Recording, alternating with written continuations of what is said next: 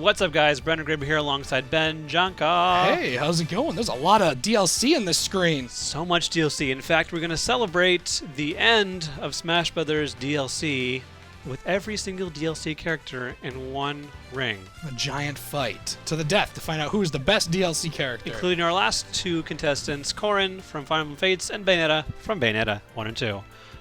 Place your bets, ladies and gentlemen. Should we give Bayonetta the home team advantage? Because I kind of like that stage. Yeah, I'd say Clock go for Tower. it. Clock Tower is good. We'll do Omega. There's some really good. I really like the it. music they added for it too, because That's it's all true. the jazzy stuff. It's all the really good All stuff. the instrumental stuff. They have the ending credits theme from Bayonetta 1, where she goes, "Let's dance, boys!" And Let's then, dance, boys. Oh, it's really good. So I got to ask you, Yes. is this what you wanted? With Bayonetta? With everything that Smash has offered. So yeah, I'm definitely okay with this. Like, I'll always love Smash no matter what's in it because it's just a fun time to play with friends. I do. If there's one thing I really want to know, there's a lot of home run bats here. I'm kind of worried. You guys gotta say what's going on there.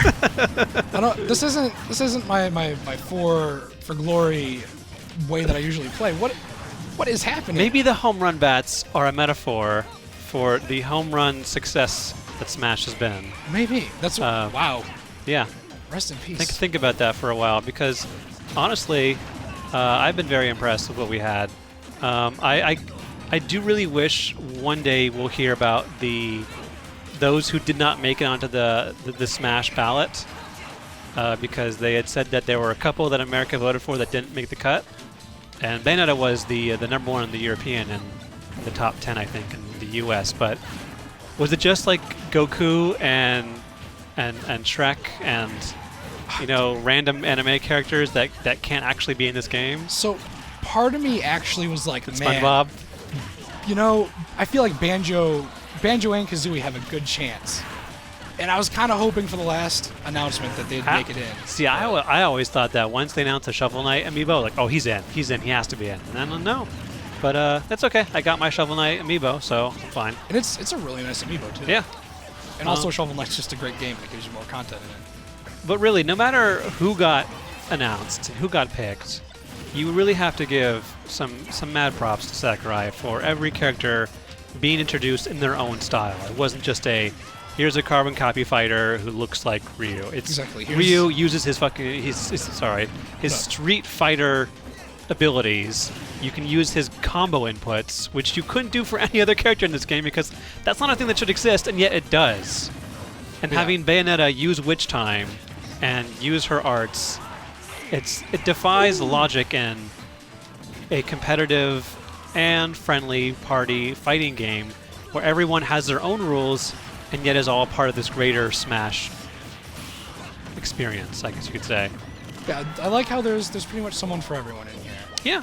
And I feel like they are all put together well, and like you were saying, it's not like, oh, we put Ryu in the game and he just fights like Captain Falcon or Ganondorf. Yeah, I mean, there were a few kind of like clone, like, Dr. Mario versus Mario, Lucina, and Marth. But I mean, even to that, it was still a blast to play as all of them. Exactly. I will point out that with 7 DLC characters and several different kind of maps, there was even a Mario Maker map not tied to any character. It's a lot if you want to get all of them. I brought it home for the real winner here is Bayonetta. That's it. That's definitive. All that's right. canon. I guess that's it. If you haven't gotten into the characters yet, and you want to get them all, you can get them on the eShop for $35 for all 7 characters. $42 if you want them both on 3DS and the Wii U. Mm-hmm. For all the stages, you can get them for $10 on either platform, and then $15 for both. And that gets you quite a lot. And I think that's actually... I'm not a huge fan of DLC, but I feel like Nintendo, for the most part, has hit them on the mark. Like the Mario Kart DLC was really well done. Super well done. Really good bang for your buck. And I think for these characters being like, $5 or less a piece, you get to use them, you get to fight against them, you get their own abilities. A lot of times they have their own stage. Like you can see here, we have, the Bayonetta stage, Cloud stage, a Mario Maker stage, Ryu stage, the Miiverse stage, a bunch of like classic stages. Like that was really well planned out, and I'm really a fan of it. So there you have it. It's all available right now, and you can get it. And I think you should. That's my Definitely. opinion. And for more things on Smash Brothers and all things Nintendo, you're in the right place already. It's at IGN.